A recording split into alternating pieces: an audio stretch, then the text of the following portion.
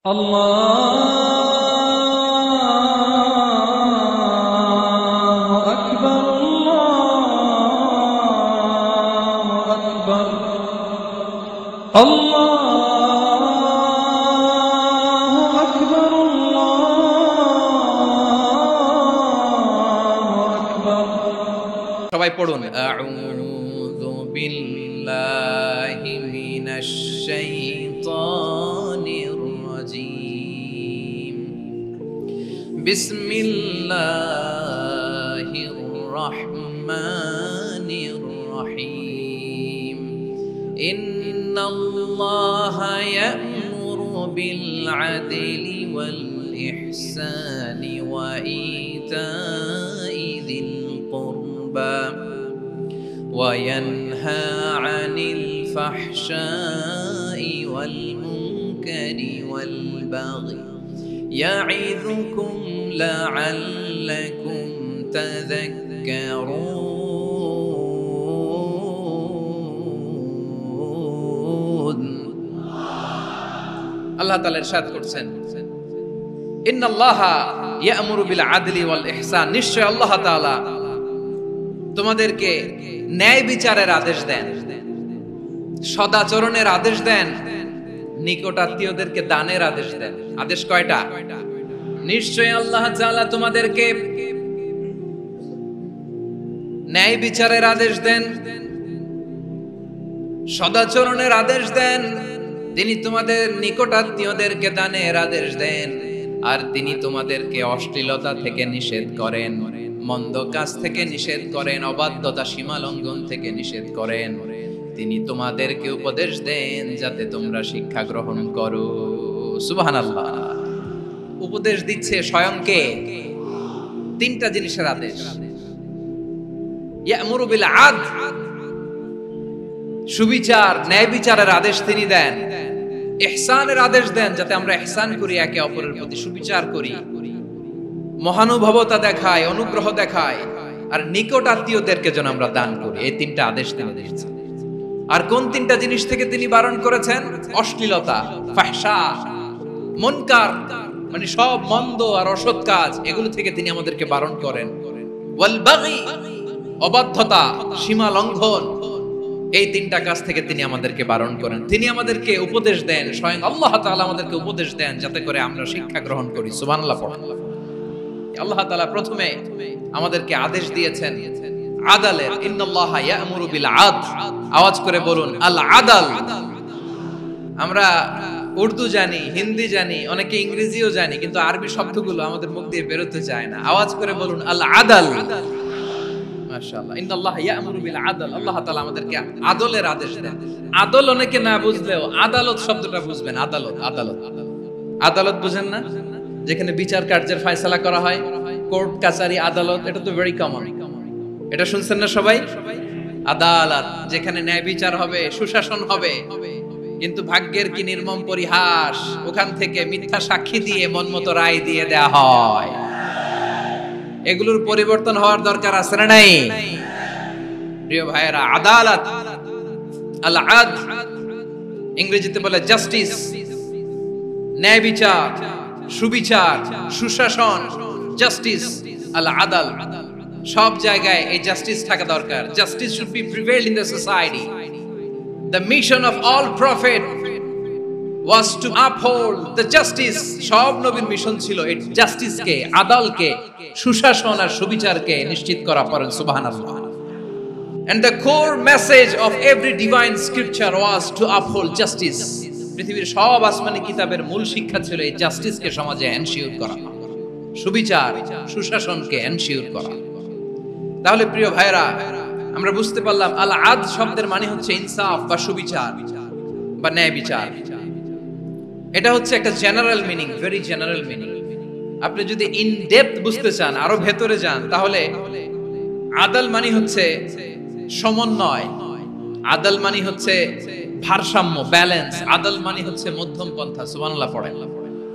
কারণ সব সময় সমান সমান হইলেই সুবিচার হয় না। কথা কি বুঝতেছেন? ইসলামের দ্য কনসেপ্ট অফ আদল, এটা এমন আদল, এটা সব সময় সমান সমান নয়। যখন সমান সমান দেয়া দরকার ইসলাম সমান সমান দেয়, যখন ব্যালেন্স করা দরকার চেক এন্ড ব্যালেন্স সমন্বয় ভারসাম্য করা দরকার তখন ইসলাম ভারসাম্য করে দেয়। এটার নাম আদল। সুবহানাল্লাহ। সহজ করে আপনাদেরকে বুঝাই, যেমন ধরুন একটা পরিবারের 3 জন সদস্য, স্বামী, স্ত্রী আর সন্তান। তাদের সকালবেলার ব্রেকফাস্টে স্বামীর সকালের নাস্তায় স্বামীর 3টা রুটি লাগে, স্ত্রীর 2টা লাগে আর সন্তানের 1টা রুটি লাগে। এখন আমি যদি সমান সমান করে আদল করতে চাই, সবাইকে যদি 3টা করে রুটি দেই তাহলে স্বামী বেচারার জন্য ঠিক আছে, কি বলেন? কথা কি বুঝতেছেন না কষ্ট হয়ে যাচ্ছে? যদি সমান সমানের নিয়মে আগাই তাহলে 3টা করে যদি রুটি দেই স্বামীর জন্য ওকে, কিন্তু স্ত্রীর জন্য 1টা বেশি হয়ে যায়। আর সন্তানের জন্য কয়টা বেশি হয়? আচ্ছা, এই তো বুঝতেছেন, মাশাআল্লাহ। আচ্ছা, 2টা করে যদি সবাই রে দেই সমান সমান নীতিতে, তাহলে স্ত্রীর জন্য, স্ত্রী বেচারির জন্য ঠিক আছে, কিন্তু স্বামীর কয়টা কম পড়ে? আর সন্তানের বেশি হয়ে যায় কয়টা? আচ্ছা, সমান সমান নীতিতে সবাইকে যদি সকালের নাস্তার জন্য 1টা করে রুটি দেই, সন্তানের জন্য ঠিক আছে, কিন্তু স্ত্রী বেচারির কম পড়ে কয়টা? স্বামীর কম পড়ে কয়টা? 2টা। কথা কি বুঝতেছেন? আর আমি যদি স্বামীকে দেই 3টা, স্ত্রীকে দেই 2টা আর সন্তানকে দেই 1টা, তাহলে কারো অপচয় হবে না, যার যতটুকু দরকার ঠিক ততটুকুই কাজে লাগবে। চিল্লায় বলেন ঠিক কি না? এটাই হচ্ছে ইসলামের আদল, যেখানে যার যতটুকু দরকার তাকে সেখানে ঠিক ততটুকু দিয়ে দেওয়ার নামই হচ্ছে আদল। চিল্লায় পড়েন আল্লাহু আকবার। রব্বুল আলামিন বলেন, ইউসিকুমুল্লাহু ফি আওলাদিকুম লিযযাকারি মিসলু হাযযিল উনসায়াইন। আল্লাহ তোমাদেরকে ওসিয়ত করেন, তোমাদেরকে আদেশ দেন, উত্তরাধিকার সম্পদ যখন বন্টন হবে ছেলেরা যতটুকু পাবে মেয়ে পাবে তার অর্ধেক। সুবহানাল্লাহ বলেন। দেখেন, ছেলে যতদূর মেয়ে অর্ধেক, ছেলে ডবল পাবে। আপাত দৃষ্টিতে মনে হয় এখানে অবিচার হয়েছে, কিন্তু আসলে কি অবিচার হয়েছে? আপনি বিয়ের ক্ষেত্রে যান, ওইখানে আবার ছেলে মোহরানা দেয়, মেয়ে সেখানে মোহরানা পায়, তাহলে চেক এন্ড ব্যালেন্স, ভারসাম্য, ব্যালেন্স, মধ্যম পন্থা এখানে আছে না নাই?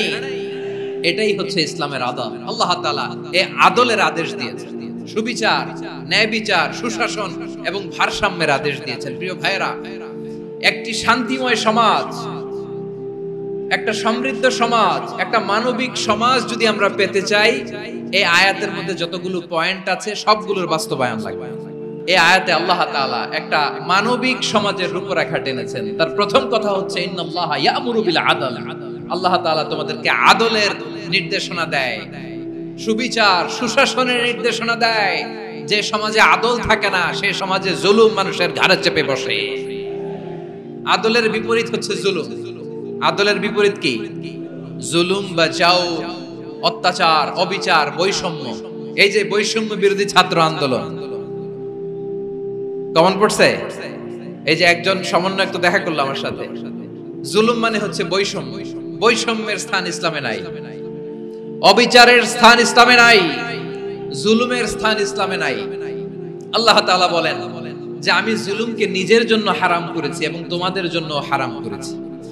বিশ্বনবী ফরমান, আল্লাহ তাআলা বলেন হাদিসে কুদসিতে, ইয়া ইবাদি ইন্নী হারামতুয যুলমা আলা নাফসি ওয়া জাআলতুহু বাইনাকুম মুহাররামান ফালা তাযালামু। আমার গোলামেরা শোনো, নিশ্চয় আমি আল্লাহ তাআলা জুলুমকে আমি আমার উপরে হারাম করেছি, অনুরূপভাবে জুলুম করাকে তোমাদের উপরেও হারাম করেছি। ফলে ফালা তাযালামু, তোমরা একে অপরের সাথে জুলুম করো না। নির্দেশনাটা কার? খবরদার, জুলুমের সাথে আমাদের কোনো সম্পর্ক নাই।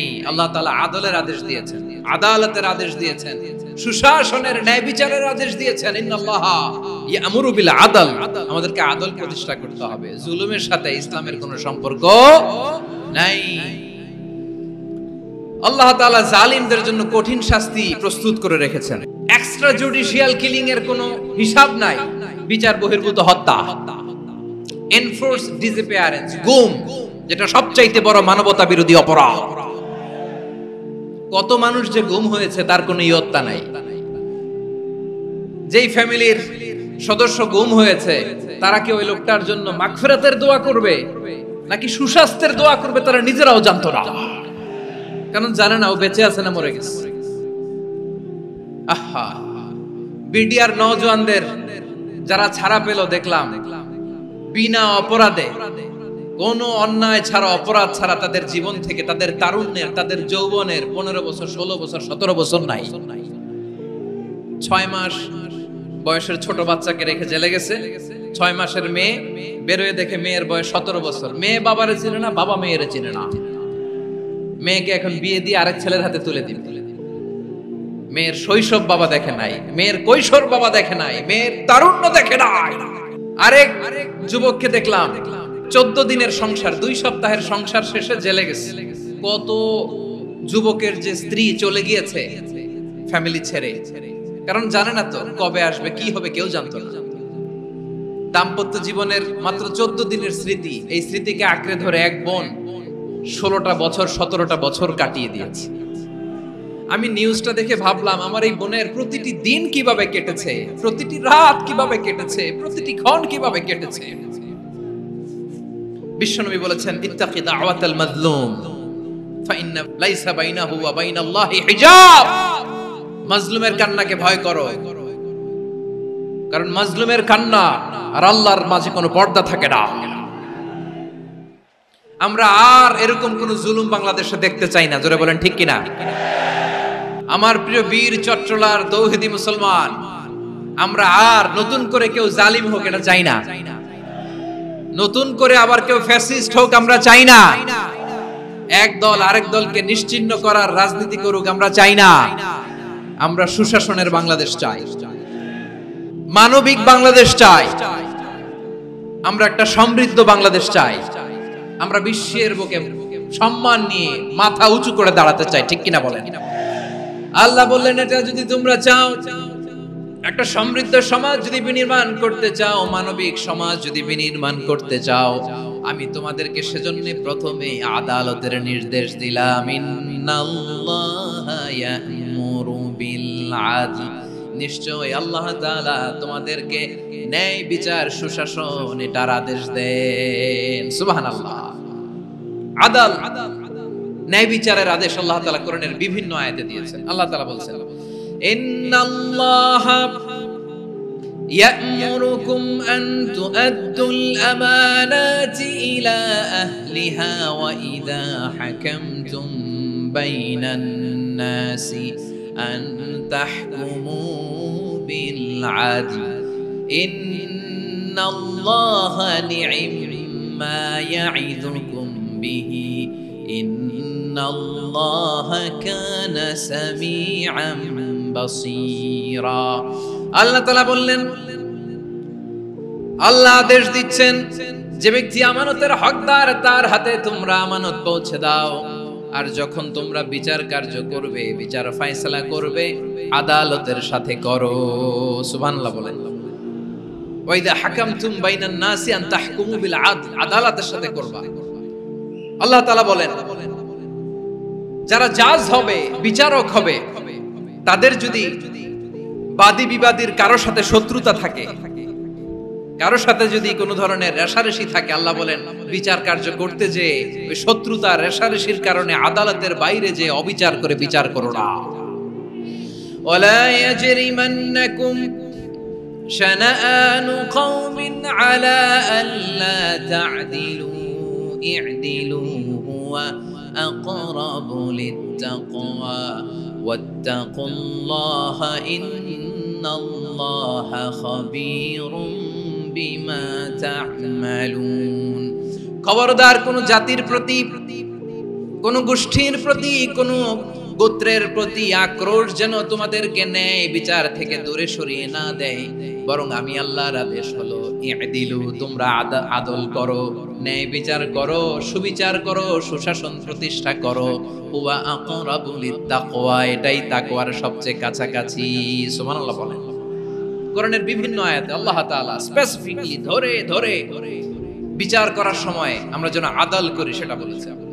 কোরআনের কোন কোন জায়গায় আল্লাহ তাআলা এই আল আদল শব্দটা ব্যবহার করেছেন। আবার একই জিনিস ইনসাফ, সুবিচার, সুশাসন, ন্যায় বিচার, ন্যায় পরায়ণতা বুঝাতে আল্লাহ তাআলা কখনো কখনো আল কিসত শব্দটা ব্যবহার করেছেন।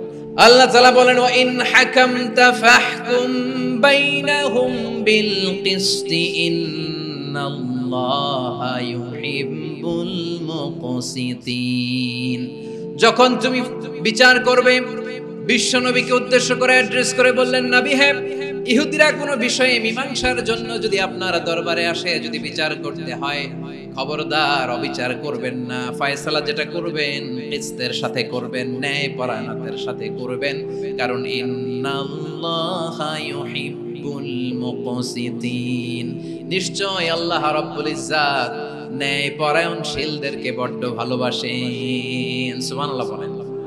ন্যায় পরায়ণ লোকদেরকে আল্লাহ তাআলা বড্ড ভালোবাসেন। অন্য আয়াতে আল্লাহ তাআলা বলছেন وَنَضَعُ الْمَوَازِينَ الْقِسْطَ لِيَوْمِ الْقِيَامَةِ فَلَا تُظْلَمُ نَفْسٌ شَيْئًا। আমি কিয়ামতের দিন ন্যায় পরায়ণতার মানদণ্ড স্থাপন করব, যেটাকে আমরা মিজানের পাল্লা বলি।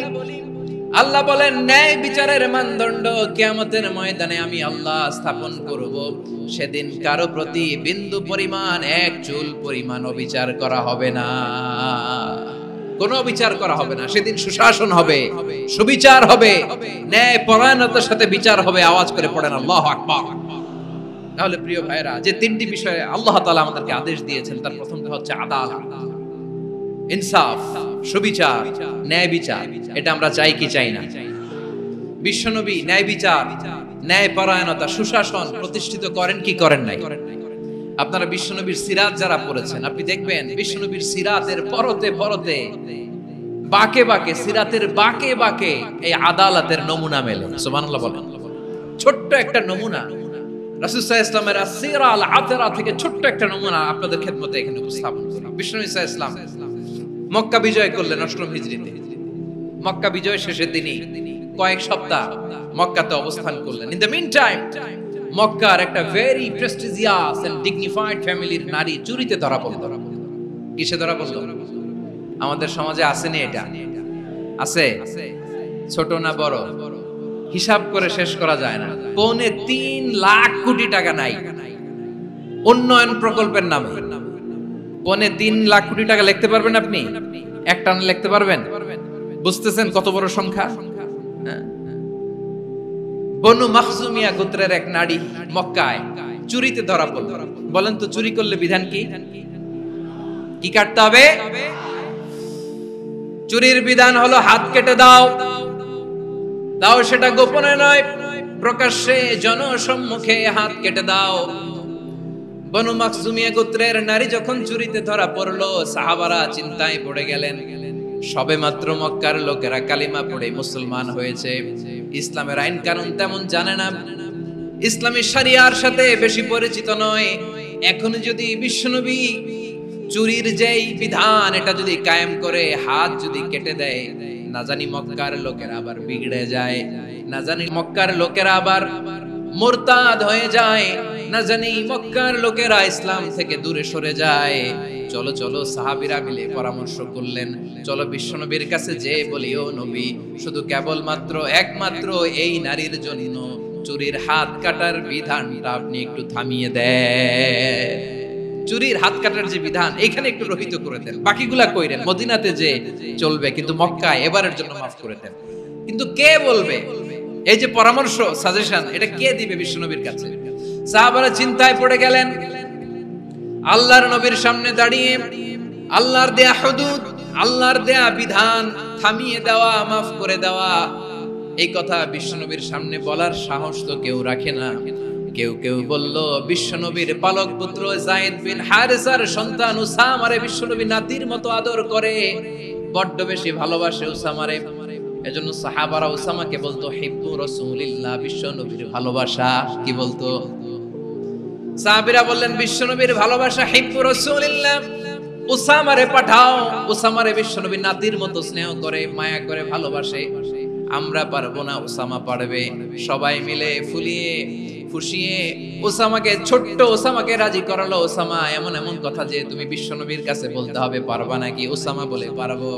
সাইয়েদনা ওসামা রাদিয়াল্লাহু তাআলা আনহু তরুণ সাহাবী বিশ্বনবীর কাছে গেলেন, যে বললেন, নবী বনু মাখজুমিয়া গোত্রের এক নারী চুরিতে ধরা পড়েছে, এবারের জন্য কি এই মহিলাটারে মাফ করে দিলে হয় না? এবারের জন্য একটু ক্ষমা করা যায় না? নবী বিশ্বনবী বলেন, আতাশফাউ ফি হাদ্দিম মিন হুদুদিল্লাহ, তোমার এত বড় সাহস উসামা, তুমি আল্লাহর হাদ, আল্লাহর দেয়া বিধান, এটার ব্যাপারে সুপারিশ করতে এসেছো? তোমরা কি জানো তোমাদের আগে যত কওম, যত গোত্র, যত জনপদ ধ্বংস হয়েছে তার কারণ ছিল তাদের মধ্যে গরিবরা অন্যায় করলে তারা বিচার করত, আর ধনীরা অন্যায় করলে তারা মাফ করে দিত। খবরদার! ওয়া আইমুল্লাহ লাউ আন্না ফাতিমাতা বিনতি মুহাম্মাদিন সারাকাত লাকাতা মুহাম্মাদুন ইয়াদাহা। বিশ্বনবী বললেন, ওরে ওসামা, বানু মাখজুমিয়ার ওই প্রেস্টিজিয়াস এন্ড ডিগনিফাইড ফ্যামিলির মেয়ে তো দূর কি বাত, অনেক দূরের কথা। জেনে রেখো ওসামা, আমার কলিজার টুকরা নয়নের পুটুলি ফাতেমাও যদি মক্কার জমিনে আজকে চুরির দায়ে ধরা পড়তো, আমি বিশ্বনবী মুহাম্মদুর রাসূলুল্লাহ ধরে ফাতেমার ডান হাতটা কেটে দিতে এক বিলম্ব দেরি করতাম না। ইন্নাল্লাহা ইয়া'মুরু বিল আদল, আমাদেরকে জাস্টিস শেখায়। পশ্চিমারা আমাদেরকে ইনসাফ শেখায়, আমাদেরকে সুশাসন শেখায়। আর ইনসাফ, সুশাসন, ন্যায় বিচার, সুবিচার, জাস্টিস কারে বলে বিশ্বনবীর বায়োগ্রাফি থেকে জেনে নাও। এই ছিল বিষ্ণু ইসা ইসলামের আদালতের নমুনা। আপনি যদি সাইয়েদনা ওমর ফারুকের জীবনের দিকে তাকান,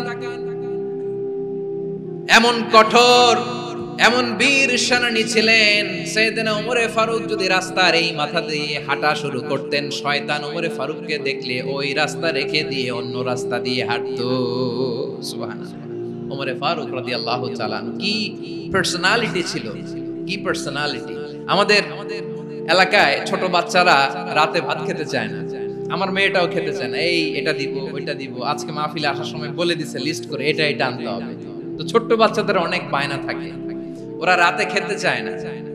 তো মায়েরা বিভিন্ন ভয় দেখায়, এই বাঘ আসবে, বাঘ আসবে খাও, এই ভূত আসবে, ভূত আসবে খাও। আপনারা কি বলেন চট্টগ্রামে?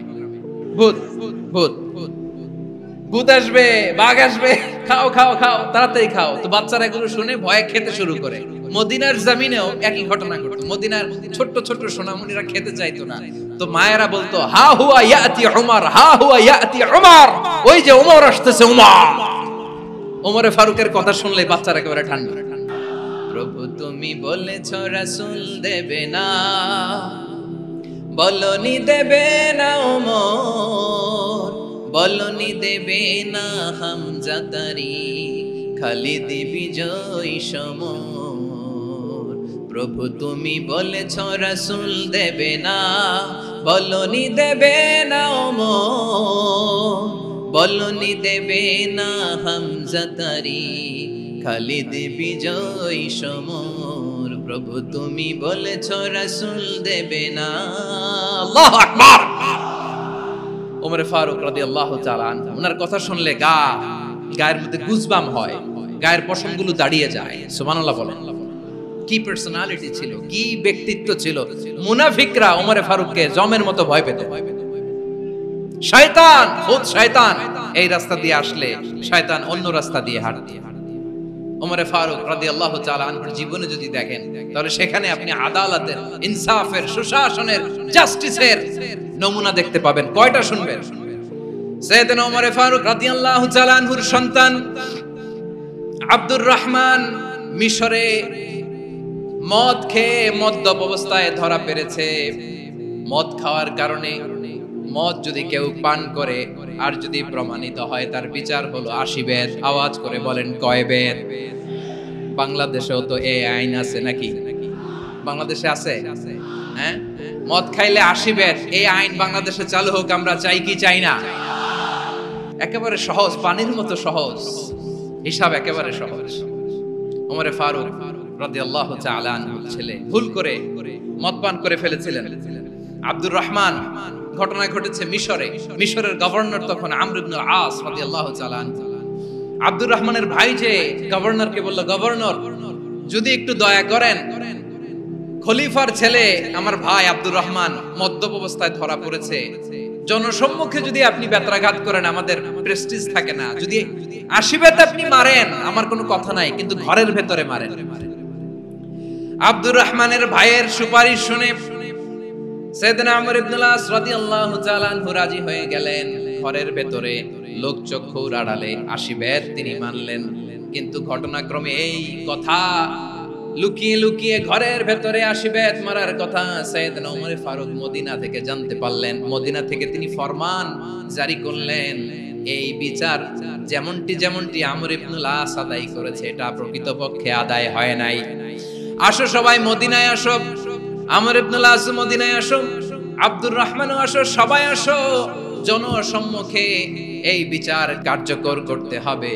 সাইয়েদনা ওমর ফারুক মসজিদে নববীর পিলারের মধ্যে নিজের ছেলেকে বাঁধলেন, আবার জনসম্মুখে 80টা বেত তার গায়ের মধ্যে মারলেন। মাজমুয়ে ফাতাওয়া ইবনে তাইমিয়া রাহিমাহুল্লাহ উনি এটা নকল করেছেন। এটা সবচেয়ে বিশুদ্ধ মত, আর অনেক মত আছে। মারা গেছে কবরের উপর, ওগুলো বাদে দিলাম। কেমন খলিফা ছিল, কেমন খলিফা! পশ্চিমারা তোমরা জাস্টিস আমাদেরকে শেখাও, ইনসাফ কারে বলে সুশাসন আমাদেরকে তোমরা শেখাও। ওমর ফারুক রাদিয়াল্লাহু তাআলা ওই বিচারকে তিনি ধর্তব্য মনে করেন নাই। মদিনাতে এনে আবার জনসম্মুখে আবার 80 বেত মেরেছেন। মিশরে ওমর ফারুক রাদিয়াল্লাহু তাআলা আনহু আমর ইবনুল আসকে গভর্নর করে পাঠালেন। সেখানে আমর ইবনুল আসের ছেলে একটা প্রতিযোগিতায় রানার আপ হয়েছে। এক মিশরি সেখানে চ্যাম্পিয়ন হয়েছে। রানার আপ বুঝতে পেরেছেন তো? সেকেন্ড হয়েছে। এক মিশরি হয়েছে চ্যাম্পিয়ন প্রথম, কিন্তু গভর্নরের ছেলে ও জিততে পারে নাই। ও রাগে ওই মিশরির গায়ের মধ্যে কয়েকটা লাঠি দিয়ে বাড়ি মেরেছে।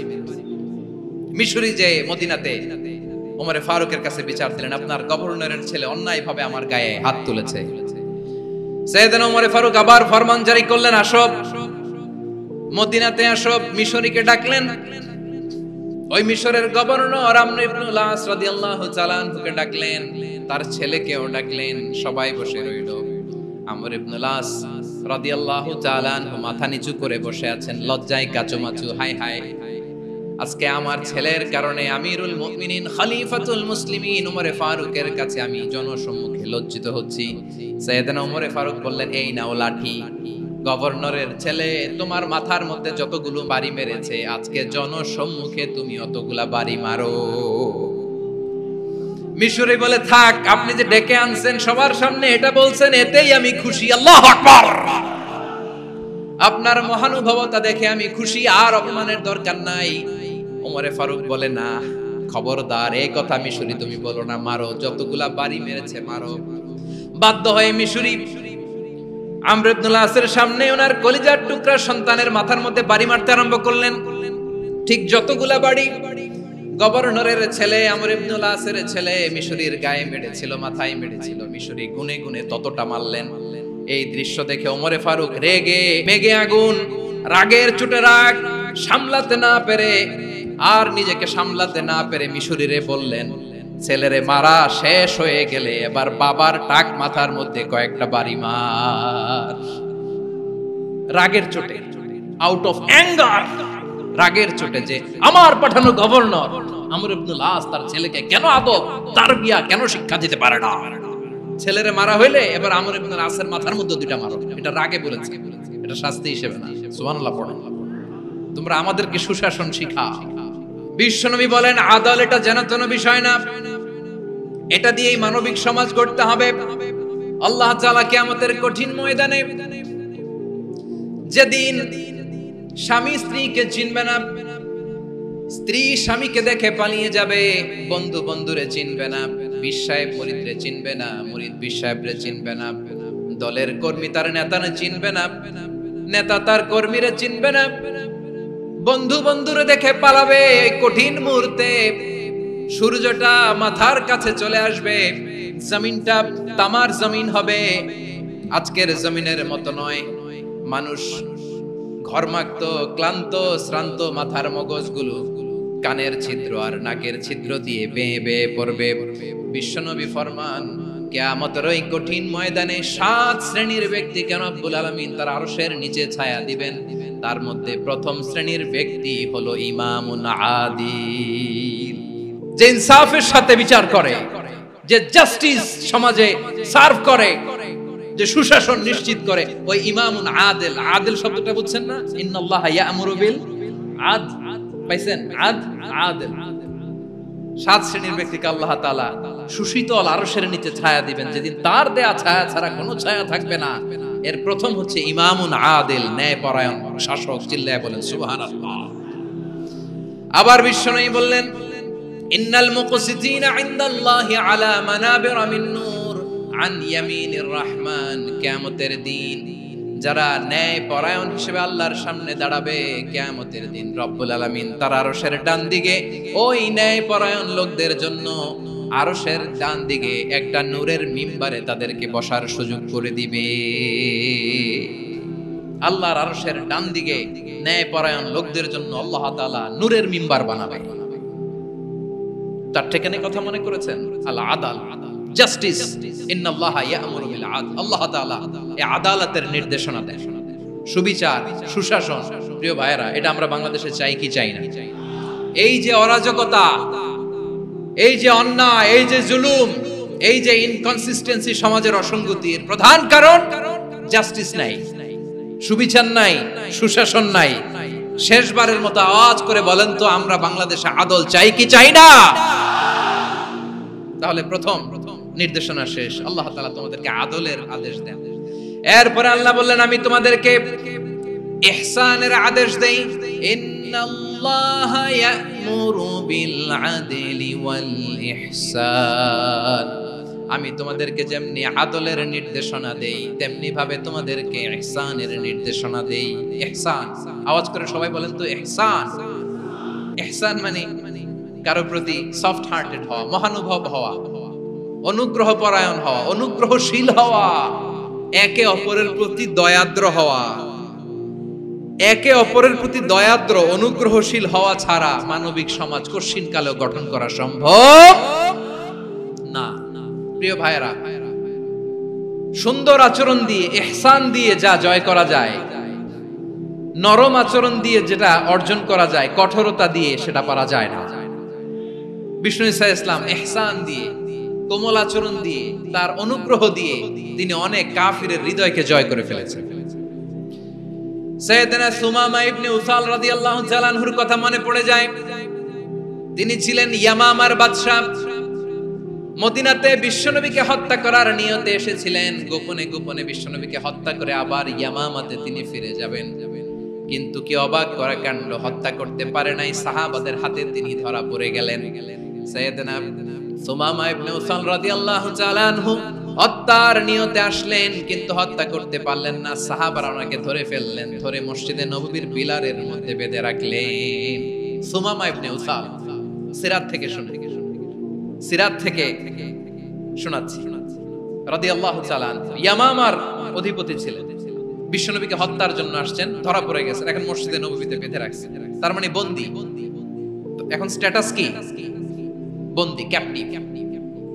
বিষ্ণু ঈসা ইসলাম সাহাবাদেরকে বললেন, তার খোঁজ খবর নিও, সুমামা ইবনে উসালের খোঁজ খবর নিও।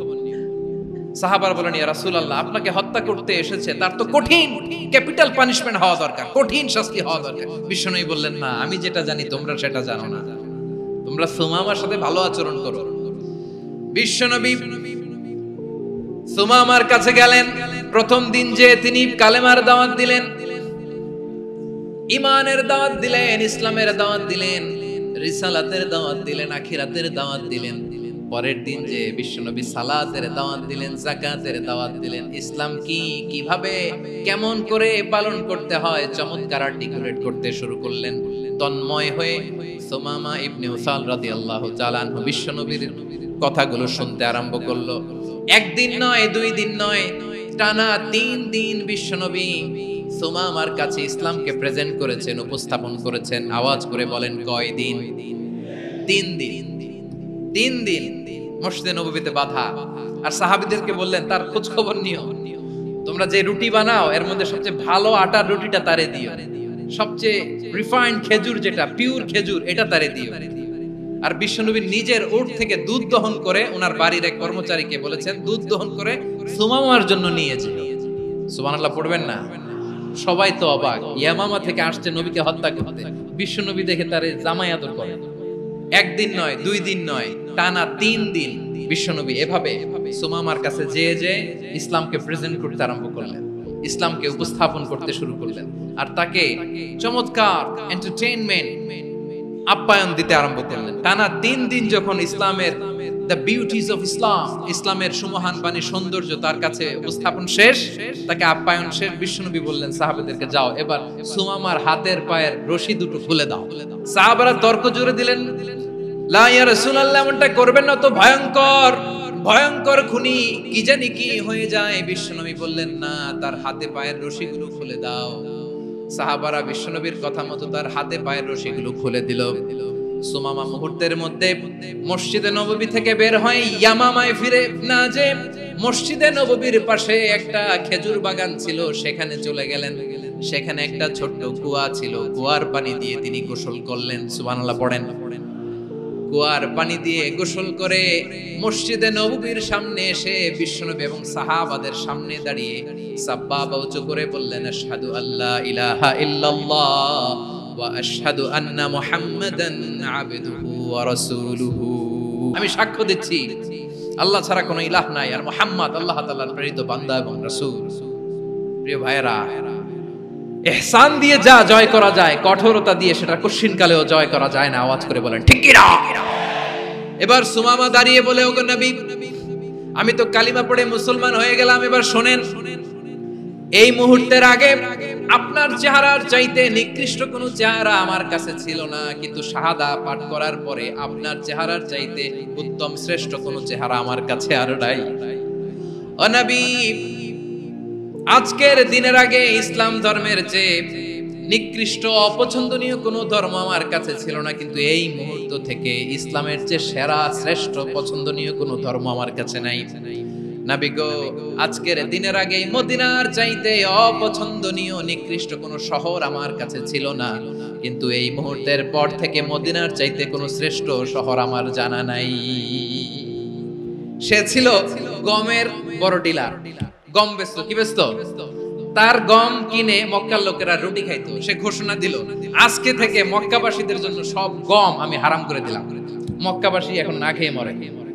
সুবহানাল্লাহ পড়বেন না?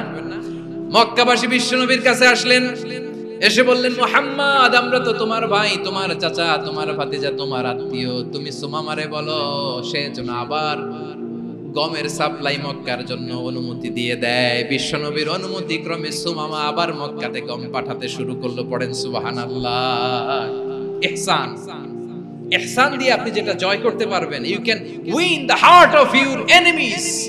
ইহসান দিয়ে আপনি আপনার শত্রুর হৃদয়কে জয় করতে পারবেন। এজন্য আল্লাহ বললেন, ওয়া আনফিকু ফি সাবিলিল্লাহি ওয়া লা তুলকু বিআইদিকুম ইলাত তাহলুকা ওয়া আহসিনু ইন্নাল্লাহা ইউহিব্বুল মুহসিনিন। তোমরা আল্লাহর রাস্তায় দান করবে আর নিজেরা নিজেদেরকে ধ্বংসের হাতে ঠেলে দিও না। তোমরা একে অপরের প্রতি ইহসান করবে, কারণ ইহসানকারীদেরকে আল্লাহ বড় ভালোবাসেন। সুবহানাল্লাহ পড়েন। আবার সূরা রহমানে আল্লাহ বললেন, হাল জাযাউল ইহসানি ইল্লাল ইহসান ফাবিআইয়ি আলা, সবাই পড়েন, ফাবিআইয়ি আলাই রাব্বিকুমা তুকাযযিবান। ইহসানের প্রতিদান হিসেবে ইহসানি হয়। বিশ্বনবী সুমামার প্রতি যেমন ইহসান করেছেন, সুমামাও ঠিক তেমন ইহসান ফিরিয়ে দিয়েছে। ঠিক কিনা বলেন? তাহলে 1 নম্বরে হচ্ছে আদ, ন্যায় বিচার। 2 নম্বরে সবাই বলেন ইহসান, সদাচরণ। ইহসান 2 ধরনের প্রিয় ভাইরা, ইহসান ফিল ইবাদা, ইহসান ফিল মুআমালা। ইহসান ফিল ইবাদা হচ্ছে একাগ্র অনুভবে ইবাদতে ডুব দেওয়া, এর নাম ইবাদতের ইহসান। সুবহানাল্লাহ পড়ুন।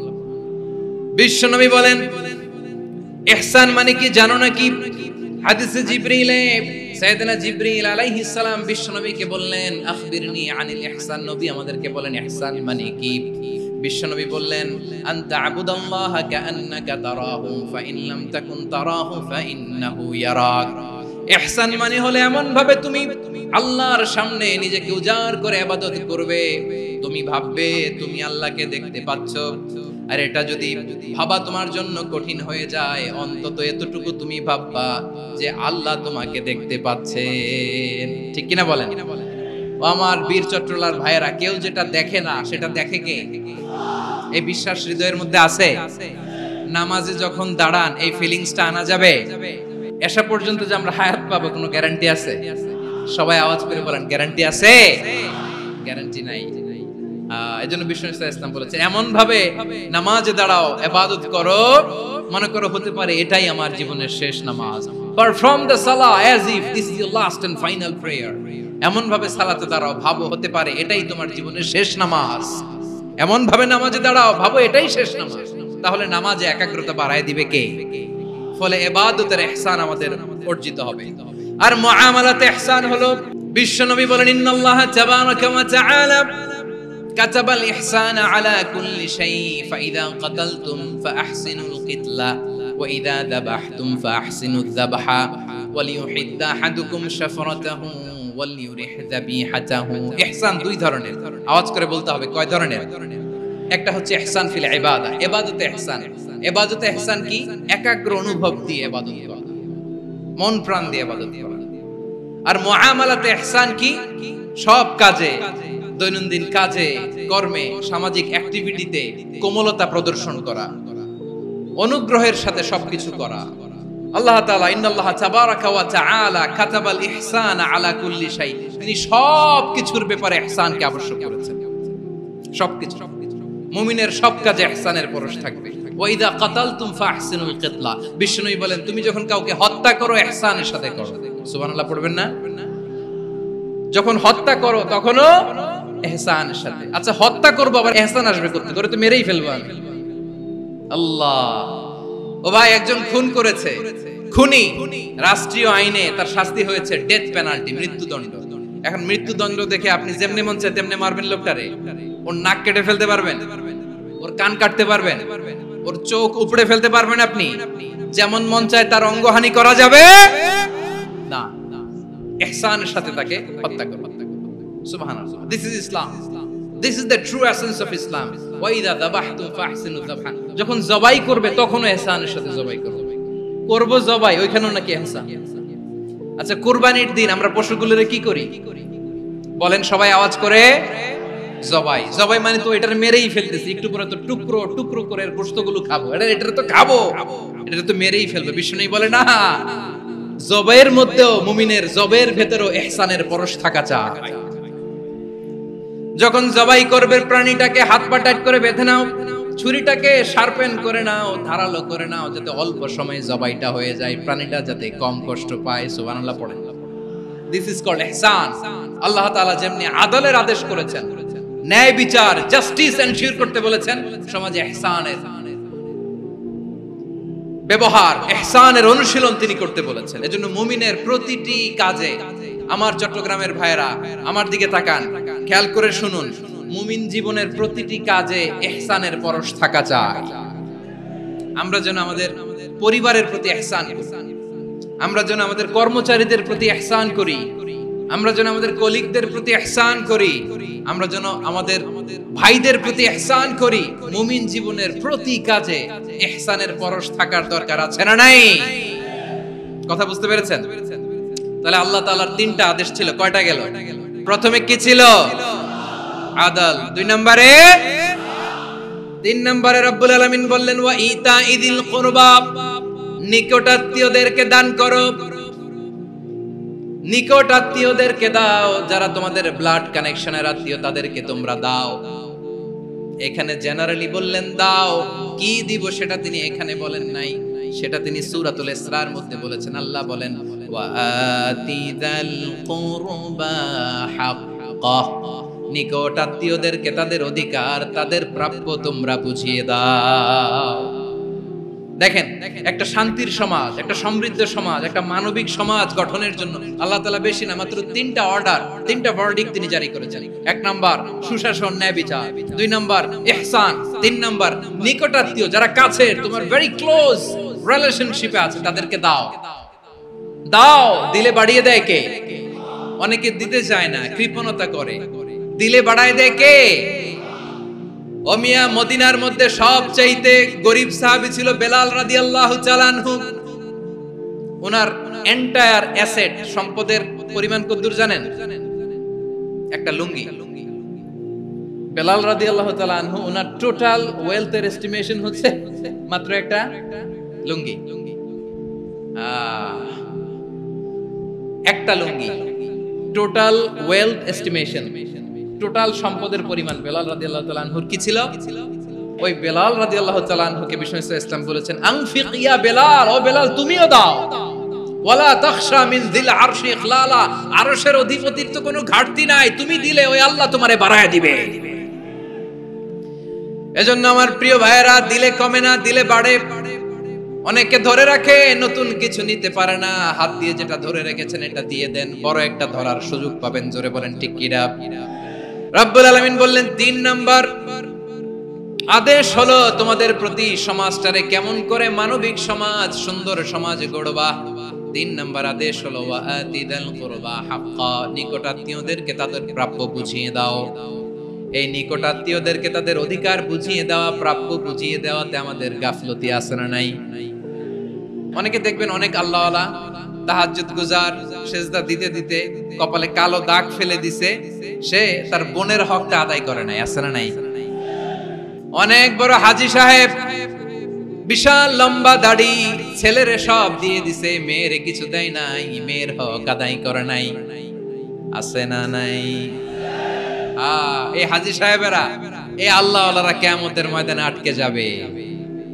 আপনি অন্যের অধিকার নষ্ট করেছেন, তাদের রাইটস কে ভায়োলেট করেছেন। এজন্য আল্লাহ তাআলা বলেন, কারো অধিকার যদি কেউ নষ্ট করে, ওই সমাজটা মানবিক সমাজ কঠিন কালেও হতে পারে না।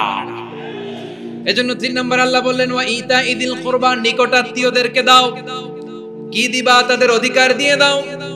বোনের অধিকার বুঝিয়ে দাও, মেয়ের অধিকার বুঝিয়ে দাও, ফুফুর অধিকার বুঝিয়ে দাও। দেখবেন অনেক মায়েরা ছেলের পাতে মুরগির রান দেয়, মেয়ের পাতে দেয় মুরগির ঠ্যাং।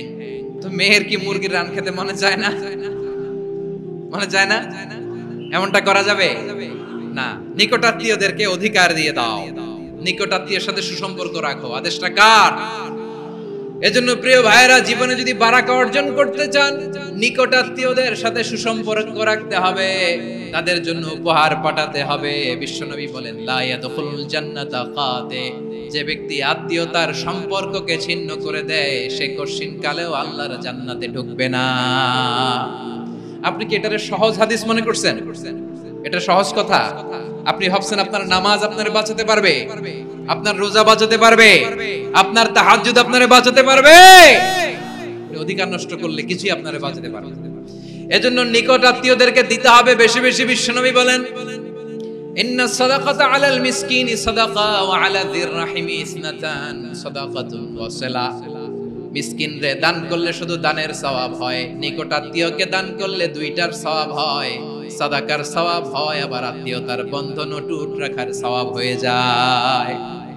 আবার বিশ্বনবী বললেন, মান সাররাহু আইয়ুবসাতা লাহু ফি রিজকিহি ওয়া ইউনসা লাহু ফি আসারিহি ফালইয়াসিল রাহিমা। যে ব্যক্তি তার রিজিকের প্রশস্ততা চায় আর হায়াতে বরকত চায়, সে যেন তার আত্মীয়ের সাথে সুসম্পর্ক রাখে। আমার প্রিয় চট্টলার ভাইয়েরা, আমাদের রিজিক বাড়ুক, এটা আমরা চাই কি চাই না? সবাই চান? হ্যাঁ, আমাদের রিজিকে প্রশস্ততা আসুক, চাই কি চাই না? আমাদের হায়াতে বরকত আসুক, আমরা চাই কি চাই না? এই দুইটা যদি চান, তাহলে নিকটাত্মীয়দের সাথে সুসম্পর্ক রাখবেন। পারবেন? তাহলে সমাজটারে মানবিক সমাজ বানায় দিবে কে? 3টা আদেশ চলে গেল। 1 নম্বরে কি ছিল? 2 নম্বরে, 3 নম্বরে নিকটাত্মীয়দেরকে দান। আল্লাহ তাআলা 3টা জিনিসের যেমনি আদেশ করেছেন, অনুরূপভাবে 3টা বিষয় তিনি বারণ করেছেন, নিষেধ করেছেন। ওগুলোর কাছেও যাওয়া যাবে। রাব্বুল আলামিন বলেন, ওয়ায়ানহা আনিল ফাহশাই ওয়াল মুনকারি ওয়াল বাগি। আমি যেমনি 3টি বিষয় আদেশ করলাম, অনুরূপভাবে 3টি বিষয়ে বারণ করলাম, নিষেধ করলাম। আমার 1 নাম্বার নিষেধাজ্ঞা হলো অশ্লীলতার প্রতি। ফাহশা, ওয়ায়ানহা আনিল ফাহশা, আল্লাহ তাআলা অশ্লীলতাকে নিষেধ করেছেন। কোন জিনিসকে? সবাই বলুন, কোন জিনিসকে? যত ধরনের, যত টাইপের, যত ক্যাটাগরির অশ্লীলতা হতে পারে সব অশ্লীলতাকে হারাম করেছেন কে? ফাহশা মানে কি? কথায়, কাজে, আচরণে, কমেন্ট, ফেসবুকের কমেন্টসে যত ধরনের নোংরামো আছে, যত ধরনের অশ্লীলতা আছে, এটাকে আরবিতে বলে ফাহশা। রাব্বুল আলামিন বলেন, কুল ইন্নামা হারামা রাব্বিয়াল ফাওয়াহিশা মা যাহারা মিনহা ওয়া মা বাতান। ও নবী, আপনি বলে দেন, আমার রব প্রকাশ্য, অপ্রকাশ্য, স্পষ্ট কিংবা অস্পষ্ট, দৃশ্যমান কিংবা অদৃশ্যমান সব অশ্লীলতাকে হারাম করেছেন। সব ধরনের অশ্লীলতা হারাম। আল্লাহ তাআলা আমাদেরকে অশ্লীলতা থেকে বাঁচান। এবার বলেন, আমাদের সমাজে অশ্লীলতা আছে না নাই? অশ্লীলতা নানা ভাবে, নানা নামে, নানা মোড়কে আমাদের সমাজে আছে না নাই? সংস্কৃতির নামে, ফ্যাশনের নামে, বিনোদনের নামে, উপন্যাসের নামে, কনসার্টের নামে অশ্লীলতা আছে না নাই? আপনি দেখেছেন কনসার্টগুলোর অবস্থা? আমাদের তরুণ তরুণীরা, আমাদের যুবক যুবতীরা, আমাদের জেনজিরা, কি অবস্থা ওইখানে? কনসার্টের নামে অশ্লীলতা আছে না নাই? ছেলে মেয়ে একে অপরকে জড়ায় ধরতেছে, একে অপরকে চুমু খাচ্ছে প্রকাশ্যে, দিবালোকে, গণমানুষের সামনে। আল্লাহ তাআলা এই অশ্লীলতা থেকে আমাদেরকে বেঁচে থাকতে বলেছেন। রূপালী জগতের নামে অশ্লীলতা আছে না নাই?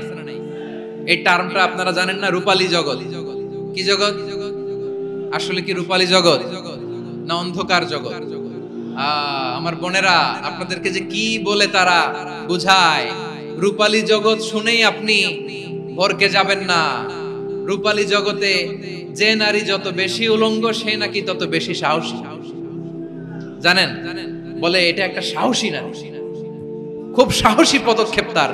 যত বেশি শরীর থেকে কাপড় নামাতে পারবে, যত বেশি বস্ত্রহীন হয়ে নিজেকে প্রেজেন্ট করতে পারবে, সে নাকি তত বেশি সাহসী। আমার চট্টলার ভাইয়েরা, শয়তানের প্রথমে এজেন্ডা ছিল বনি আদমকে বস্ত্রহীন করা। সে আদম এবং হাওয়া আলাইহিস সালামকে নিষিদ্ধ গাছের ফল খাইয়ে তাদেরকে বস্ত্রহীন করেছে। এই জামিনেও সে আমাদেরকে বস্ত্রহীন করতে চাইবে। এই রূপালী জগতের নামে তারা এটা করে। আমার প্রিয় বোনেরা, আপনি জানেন না আপনার দাম কত? ওরা আপনাদেরকে বিজ্ঞাপনের সস্তা পণ্য বানাতে চায়। ওরা আপনাদেরকে ওদের ভোগের লিপসার টুলস বানাতে চায়। ওরা আপনাদেরকে দিয়ে ওদের খায়েশ পূরণ করতে চায়। এটা আপনাদের জন্য মোটেও ডিগনিটি নয়, এটা আপনাদের জন্য সম্মান নয়। আপনার সম্মান শালীনতায়, আপনার সম্মান হেজাবে, আপনার সম্মান ভদ্রতায়, আপনার সম্মান আপনার ডিসেন্ট পোশাকে। পোশাক বলে দেয় এই নারীটা ভদ্র না অভদ্র। পোশাক বলে দেয় এই মেয়েটা কোন ঘরের মেয়ে। আপনি জানেন না? আপনারা সস্তা পণ্য বানায়, ভোগের পণ্য, বিলবোর্ডে আপনাকে উলঙ্গ করে উপস্থাপন করে। এই অশ্লীলতার সাথে ইসলামের কোনো সম্পর্ক। এজন্য আল্লাহ বলেন, আমি অশ্লীলতাকে হারাম করেছি। অশ্লীলতাকে হারাম করার প্রথম কারণ হলো এর মাধ্যমে মানবতাকে অপমানিত করা হয়। কারণ মানুষের সম্মান মানুষের পোশাকে। মানুষ যখন পোশাকহীন হয়ে যায়, বস্ত্রহীন হয়ে যায়, তার সম্মান কমে যায়। ঠিক কিনা? অশ্লীলতাকে হারাম করার প্রথম কারণ হচ্ছে মানুষ মানুষকে অপমান করে। একটা নারী, সে তো সম্মানিত। নারী যে কত সম্মানিত, নারীর এটা বুঝেই নাই। বিশ্বনবী বলেন, আদ-দুনিয়া কুল্লুহা মাতা ওয়া খায়রু মাতা'আদ দুনিয়া আল মারআতুস সালিহা। আমার বোনেরা, 5টা প্যান্ডেলে আপনারা এলইডিতে আমার আলোচনা শুনছেন, আমি জানি। আপনাদের এই গর্ভ যে কত দামি আপনি জানেন না। আপনার পেট থেকেই আসবে আগামী দিনের সালাহুদ্দিন আল আইয়ুবী।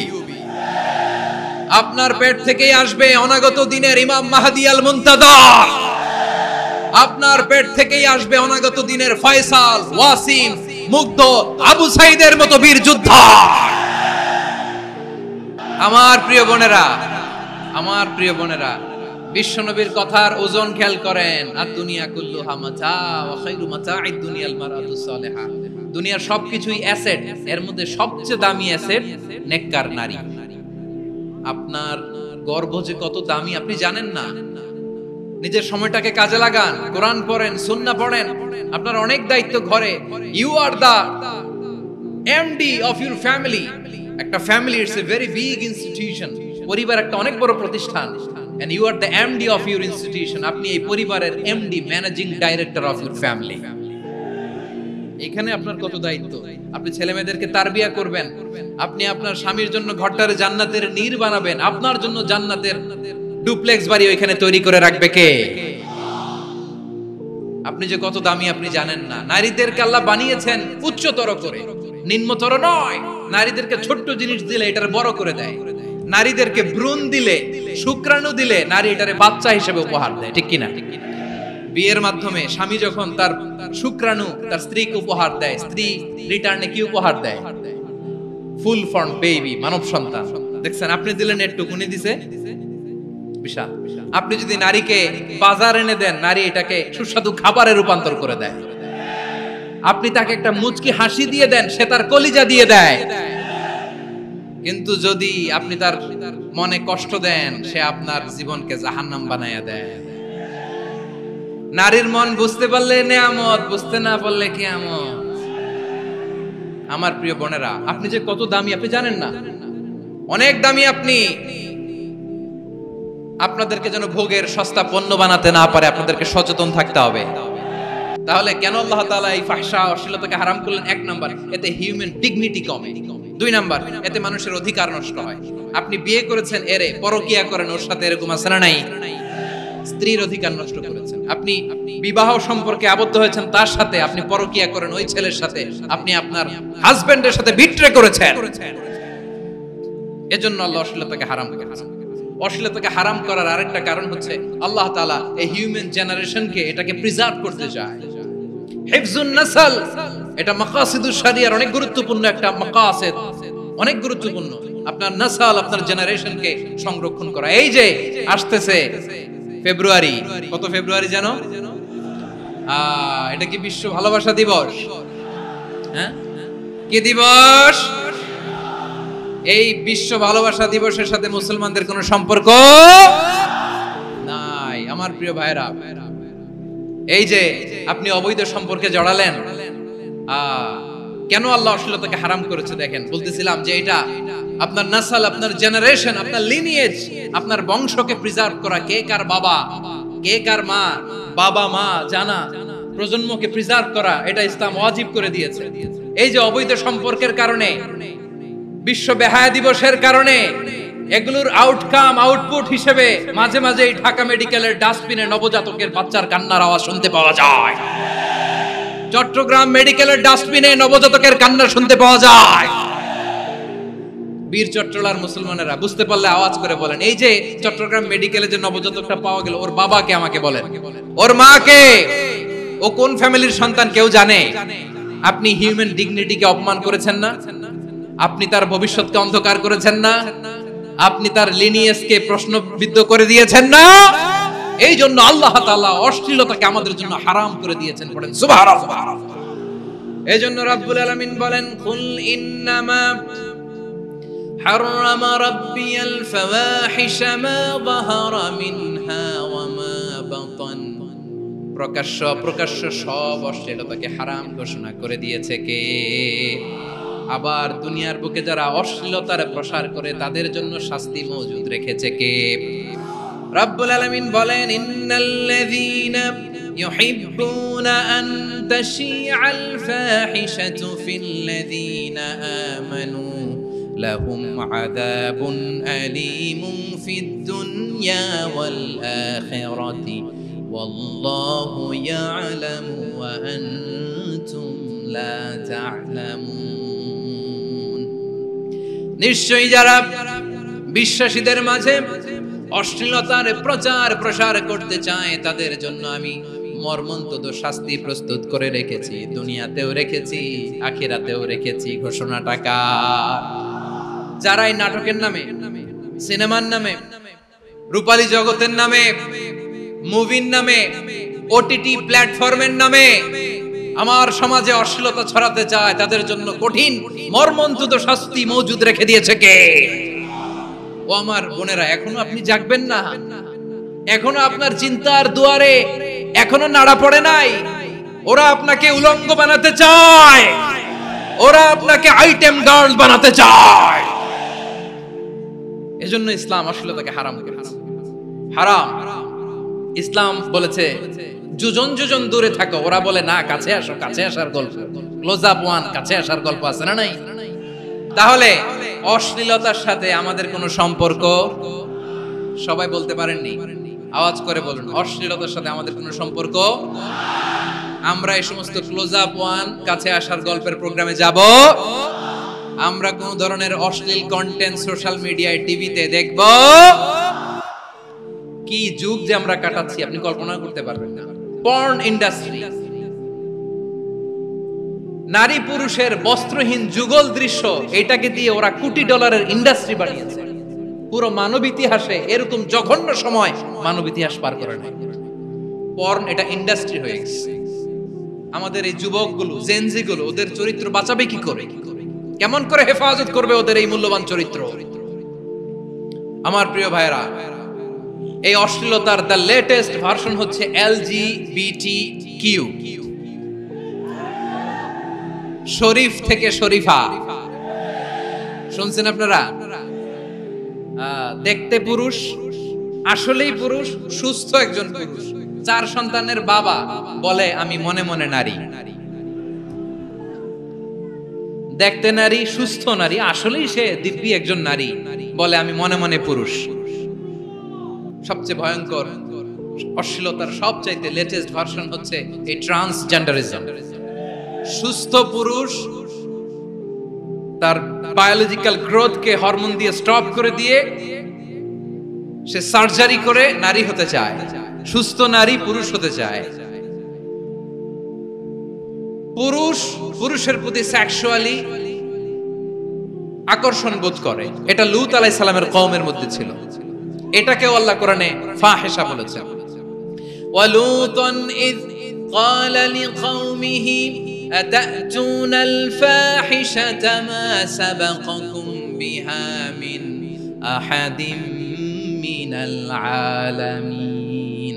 লূত আলাইহিস সালাম বললেন, তোমরা কি এমন এক অশ্লীল কার্যক্রমে ডুব দিলে নাকি যেটা গোটা বিশ্বের কেউ কখনো করে নাই, তোমরাই প্রথম করেছো। পড়েন নাউযুবিল্লাহ। এই পশ্চিমের এই রোগ আমার দেশে যেন আসতে না পারে, আমাদের সজাগ থাকতে হবে। প্রিয় ভাইরা চিল্লায় বলেন ঠিক কি না? পশ্চিমের অবস্থা ভয়ঙ্কর। পাশ্চাত্যে, আমি যুক্তরাষ্ট্রে ছিলাম অনেকদিন, কয়েক মাস, বিভিন্ন স্টেটে ঘুরেছি। গার্ডিয়ানরা উদ্বিগ্ন, ছেলে মেয়েদেরকে, ছোট্ট ছেলে মেয়ে, ওদেরকে জিজ্ঞেস করে, তুমি how do you feel right now inside yourself? তুমি ভিতরে ভিতরে কেমন ফিল করো? তোমার কি ছেলে ছেলে লাগে না মেয়ে মেয়ে লাগে? আচ্ছা বলেন, এই ছোট্ট বাচ্চাটা ওকে এগুলো জেন্ডার অ্যাসাইনমেন্ট বলতে এগুলো কিছু বুঝে? এইভাবে মিসগাইড করা হচ্ছে। কৌতূহল বশত ছোট্ট ছেলে যদি বলে আমার তো মেয়ে মেয়ে লাগে, তখন বলে যে না তুমি মেয়ে, ছেলে না। মা বাবা বাধা দিলে ওকে আলাদা গভর্নমেন্ট হাউসে নিয়ে যায়। ভয়ঙ্করতম অবস্থা। আমরা একটা সময় শুনতাম যে হুজুর আমার ছেলেটা খুব ভালো, হাফেজে কোরআন, আল্লাহওয়ালা। হুজুর আমার ছেলে দাড়ি রাখছে, আল্লাহওয়ালা। হুজুর আমার ছেলে 5 ওয়াক্ত সালাত জামাতের সাথে পড়ে, তার মানে আল্লাহওয়ালা। পশ্চিমে যে আমি কি শুনছি জানেন? ওরা বলে হুজুর আমার ছেলেটা ইউনিভার্সিটির একটা মেয়ের সাথে প্রেম করে, ও খুব আল্লাহওয়ালা, হুজুর দোয়া করবেন।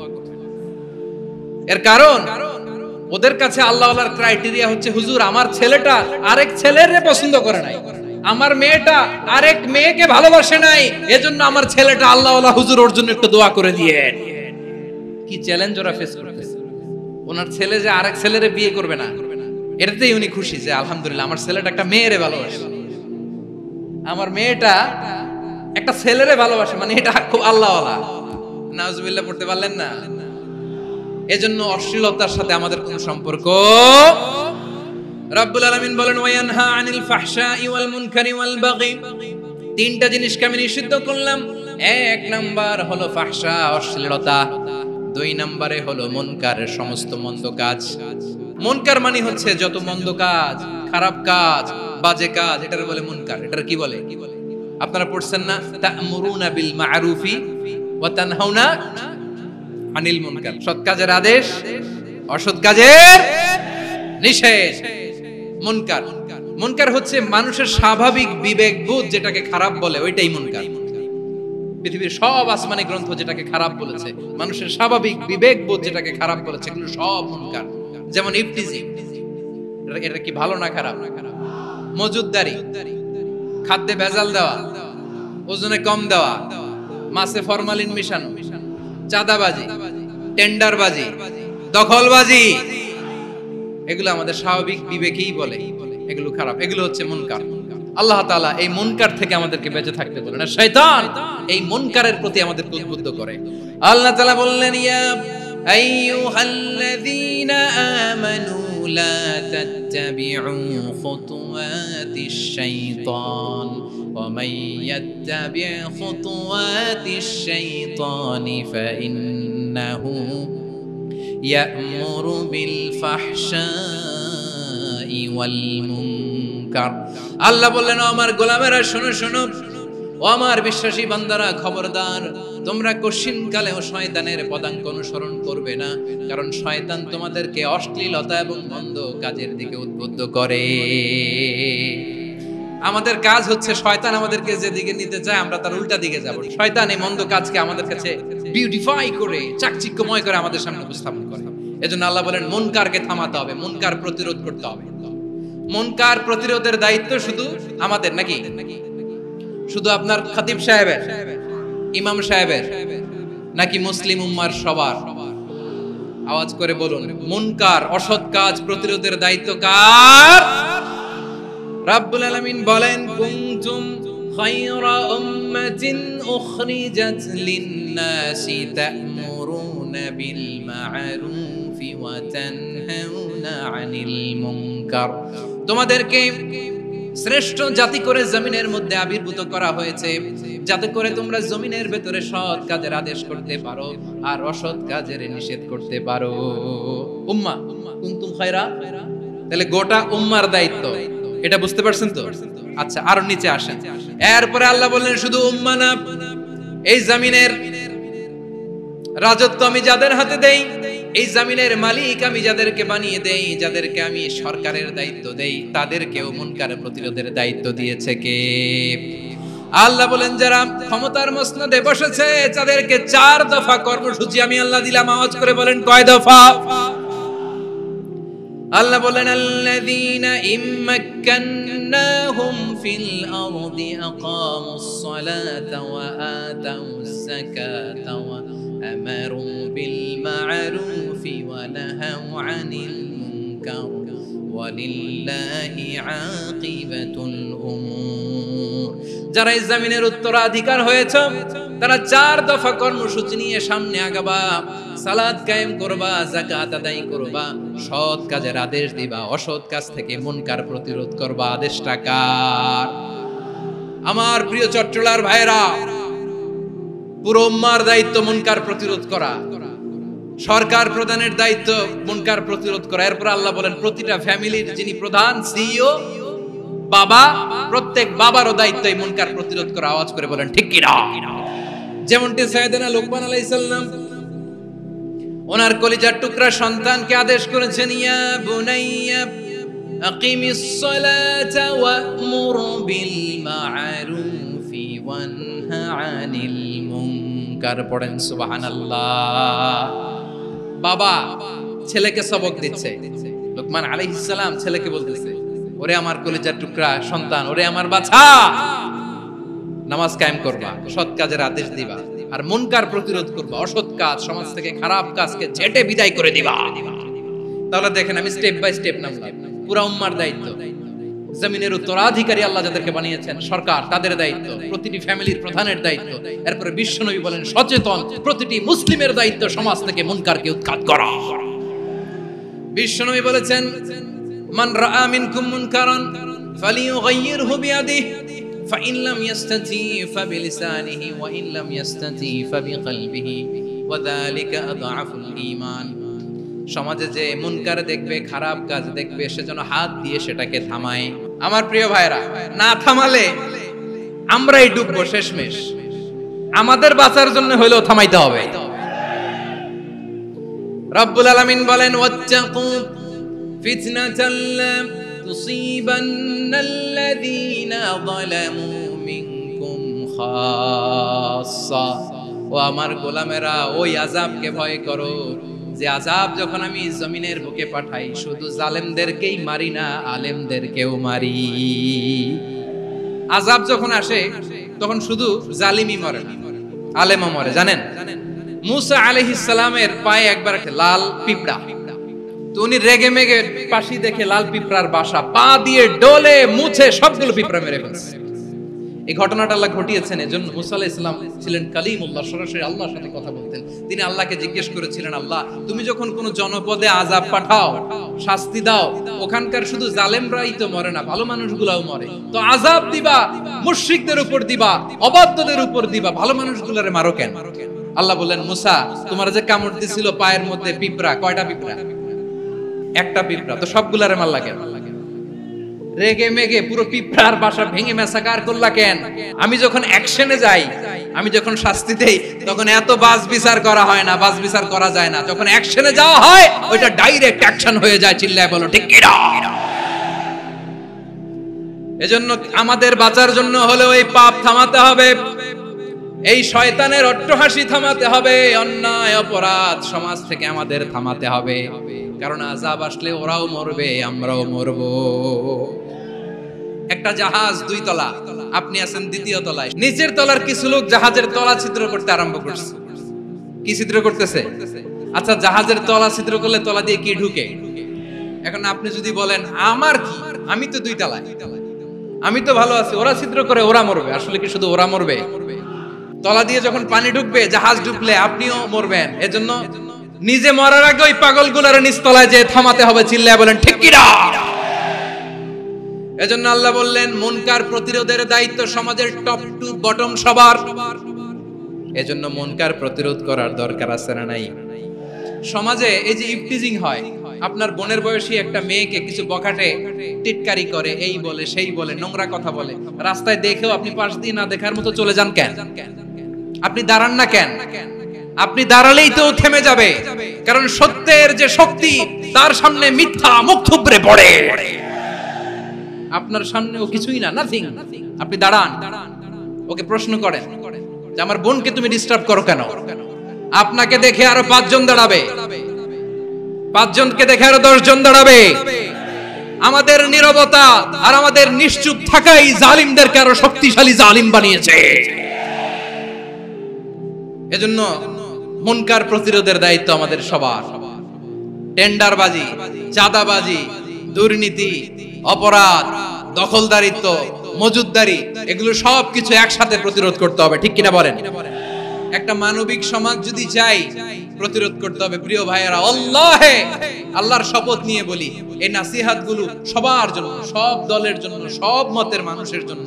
আমরা কোনো দলের প্রতি মানুষকে ডাকি না, আমরা ডাকি ইসলামের দিকে। সব দলের, সব মতের, সব মানুষদেরকে আমরা আহ্বান জানাই, আসুন আমরা একটা সুন্দর সমাজ বিনির্মাণ করি। এই যে নতুন বাংলাদেশের এক সুযোগ এসেছে, আর জীবনে হয়তো আসবে না, সামনের 100 বছর এই সময় আসবে না। আসুন দেশটাকে আমরা সাজাই, আসুন আমরা দুর্নীতি বন্ধ করি, আসুন আমরা চাঁদাবাজি বন্ধ করি, আসুন আমরা দখলদারিত্ব বন্ধ করি, আসুন আমরা এক দল আরেক দলকে নিশ্চিহ্ন করার যে রাজনীতি, এটা বন্ধ করি। সব দলের প্রতি আমার আহ্বান, আমরা চাঁদাবাজ মুক্ত বাংলাদেশ চাই, জুলুম মুক্ত বাংলাদেশ চাই, ফ্যাসিজম মুক্ত বাংলাদেশ চাই, গুণ খুন খারাপি মুক্ত বাংলাদেশ চাই। আমরা নতুন ভোরের বাংলাদেশ চাই। ওই বাংলাদেশ পাওয়ার জন্য মুনকার প্রতিরোধে, অন্যায় প্রতিরোধে যদি বাঘের বাচ্চার মতো, আবু সাইদের মতো 2 হাত উঁচু করে, বুককে টান টান করে প্রসারিত করে দাঁড়াতে হয়, রাজি আছো মুসলমান? রাব্বুল আলামিন বলেন, ওয়ায়ানহা আনিল ফাহশাই ওয়াল মুনকারি ওয়াল বাগি ইয়াইদুকুম লাআল্লাকুম তাযাক্কারুন। আল্লাহ বললেন, আমি অশ্লীলতাকে নিষেধ করি, আমি সব ধরনের মন্দ কাজকে নিষিদ্ধ করি, সব শেষে আমি সীমা লঙ্ঘনকে তোমাদের জন্য নিষিদ্ধ করি। নিষিদ্ধ করেছেন কয়টা জিনিস? 1 নম্বরে অশ্লীলতা, 2 নম্বরে মুনকার তথা সব মন্দ কাজ, 3 নম্বরে আল বাগি, সীমা লঙ্ঘন, ক্রসিং দ্য লিমিট। সীমা লঙ্ঘন করা ভালো না। We all should know our limits. চিল্লায় বলেন ঠিক কিনা? একই আয়াতে আল্লাহ বললেন, কুল ইন্নামা হাররামা রাব্বিয়াল ফাওয়াহিশা মা যাহারা মিনহা ওয়া মা বাতানা ওয়াল ইসমা ওয়াল বাগিয়া বিগাইরিল হক। অন্যায় ভাবে যে অবাধ্য হয়, যে সীমা লঙ্ঘন করে, তাদেরকেও আমি এটা হারাম করে দিলাম। সীমা লঙ্ঘন করা হারাম। আল্লাহ বারবার আমাদেরকে ওয়ার্নিং দেয়। যখন আমরা থামি না তখন আল্লাহ ধরে, আর যখন ধরে তখন ছাড়ে না। ধরে না, ধরলে আল্লাহ ফেরাউনকে কিন্তু হুট করে ধরে নাই। আপনারা জানেন 9 বার ওয়ার্নিং দিয়েছে ফেরাউনকে। আল্লাহ তাআলা ওয়ার্নিং দিয়েছিল কয়বার? রব্বুল আলামিন বলেন ওয়ালাকাদ আতাইনা মূসা 9 আয়াতিন বাইয়িনাত। 9টা মুআজিজা দেখিয়েছি। 1 2 3 বারবার এইভাবে রিমাইন্ডার, ওইভাবে রিমাইন্ডার, এইভাবে নসিহত, ওইভাবে দাওয়া। ফাকুলা লাহু কাওলান লাইয়িনা, নরম করে বলো, সফট করে বলো। যত ওয়ে হতে পারে দাওয়া মেথডোলজি মুসা আলাইহিস সালামের সব অ্যাপ্লাই শেষ। 10ম বারে যে আল্লাহ ধরছে, 10ম বারে যে ধরেছে। এজন্য আল্লাহ বলেন আমি সীমা লঙ্ঘনকে পছন্দ করি না। কোরআনের অন্য আয়াতে বাগীকে বলা হয়েছে আল ইতিদা। সীমা লঙ্ঘন যারা করে তাদেরকে আল্লাহ বলেছেন মুতাদিন।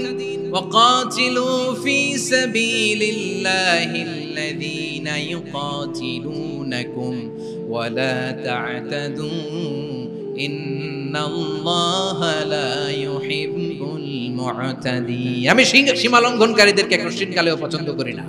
আমরা যেন সীমা লঙ্ঘন না করি। রাজি আছেন তো? যে কোনো ক্ষেত্রে ইবাদতে যেন সীমা লঙ্ঘন না করি। অনেকে আমরা ইবাদতে সীমা লঙ্ঘন করে ফেলি। বিশ্বনবী সাল্লাল্লাহু আলাইহি ওয়াসাল্লাম যেটা শিখিয়েছেন এর বাইরে যে অতিরিক্ত বুজুর্গ হতে চায়, এরকম আছে না নাই? কোন ক্ষেত্রে সীমা লঙ্ঘন করা যাবে, এমনকি যুদ্ধ ক্ষেত্রেও না। বিশ্বনবী সাল্লাল্লাহু আলাইহি ওয়াসাল্লাম বলেন খবরদার যুদ্ধ ক্ষেত্রেও সীমা লঙ্ঘন করো না। কি সুন্দর ইসলাম আমরা পেয়েছি। বিশ্বনবী বলেন খবরদার যুদ্ধের ময়দানে কোনো নারীর গায়ে হাত তোলো না, কোনো শিশুর গায়ে হাত তোলো না, কোনো গবাদি পশু হত্যা করো না, কোনো শস্য ক্ষেত্র ধ্বংস করো না, ইবাদতরত অন্য ধর্মের কোনো সন্ন্যাসীর গায়ে হাত তোলো না। বলেন সুবহানাল্লাহ। তাহলে আমরা সীমা লঙ্ঘন করতে পারবো? প্রিয় ভাইরা, একটা সুখী, সমৃদ্ধ, শান্তির সমাজ, মানবিক সমাজ যদি আমরা গঠন করতে চাই, আমাদের আল্লাহর দেয়া কয়টা আদেশ মানতে হবে বলেন দেখি? আর বেঁচে থাকতে হবে কয়টা জিনিস থেকে? আল্লাহর আদেশ কি? 1 নাম্বার আদাল, ন্যায়পরায়ণতা। আমরা সুবিচার, সুশাসন, ন্যায় বিচার চাই কি চাই না? 2 নম্বরে কি ছিল? মাশাআল্লাহ, আমরা যেন সবার প্রতি দয়া পরবশ হই, ইহসান করি। 3 নম্বরে কি ছিল? নিকটাত্মীয়দের দান করা, তাদের অধিকার প্রাপ্য বুঝিয়ে দেওয়া। পাশাপাশি 3টা জিনিস থেকে আল্লাহ বারণ করেছেন, নিষেধ করেছেন। তার প্রথমটা ফাহশা, অশ্লীলতা। অশ্লীলতার সাথে আমাদের কোনো সম্পর্ক। 2 নাম্বার নিষেধাজ্ঞা কি ছিল? আল মুনকার, সমাজের যত মন্দ কাজ এগুলোকে আমরা প্রতিরোধ করব। রাজি আছেন তো সবাই? 3 নম্বরে আল বাগী, সীমালঙ্ঘন। কোন মুসলিম সীমালঙ্ঘন করে না। রাব্বুল আলামিন শেষে বললেন ইয়াইদুকুম লাআল্লাকুম তাযাক্কারুন, আল্লাহ তোমাদেরকে উপদেশ দেন যাতে তোমরা শিক্ষা গ্রহণ করো। আমরা উপদেশ দেব, আমরা জোর করে কাউরে কিছু মানাতে চাই না। লা ইকরাহা ফিদ্দিন ওয়া যাক্কির ফাইন্না যিকরা তানফাউল মুমিনিন। উপদেশ দিলে এটা মুমিনদের কাজে দেয়। লাস্তা আলাইহিম বিমুসাইতির ইন্নামা আনতা মুযাক্কির। নবী হে, আপনি রিমাইন্ডার দাতা, আপনি উপদেশ দিবেন। আমরাও বিশ্বনবীর এই হাদিসগুলো থেকে, কোরআনের আয়াত থেকে রিমাইন্ডার, এই কথামালা বাণী বাহক হিসেবে এই বাণীগুলো আপনাদের সাথে কাছে পৌঁছে দিলাম। আমরা আল্লাহ তাআলার কাছে প্রার্থনা করি, আল্লাহ আমরা যেন আদল দিয়ে আমাদের সমাজকে গঠন করতে পারি। আল্লাহ আমরা যেন ইহসান করতে পারি, আমরা যেন নিকটাত্মীয়দের দান করতে পারি। আল্লাহ যত ধরনের অশ্লীলতা, অনাচার, মন্দ কাজ, সীমালঙ্ঘন, অবাধ্যতা থেকে যেন আমরা বেঁচে থাকতে পারি। আল্লাহ তাআলা আমাদের সবাইকে কথাগুলো বোঝার ও আমল করার তৌফিক দান করুন। হাযা মা ইনদি ওয়াল ইলমু ইনদাল্লাহ আলাইহি তাওয়াক্কালতু ওয়া ইলাইহি উনীব। সুবহানাকাল্লাহুম্মা বিহামদিকা আশহাদু আল্লা ইলাহা ইল্লা আনতা আস্তাগফিরুকা ওয়া আতুবু ইলাইক।